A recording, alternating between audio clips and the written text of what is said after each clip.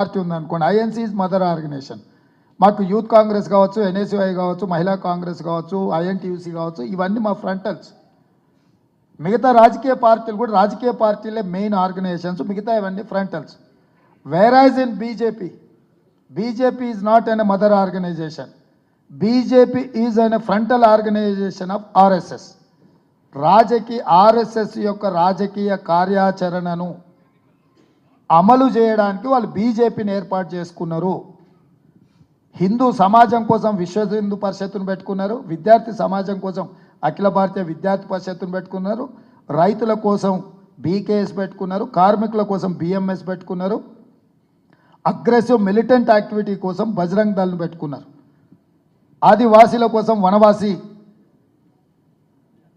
కళ్యాణ్ పరిషత్ అని పెట్టుకున్నారు. అంటే ఆర్ఎస్ఎస్ యొక్క ఎజెండాను అమలు చేయడానికి ఆర్ఎస్ఎస్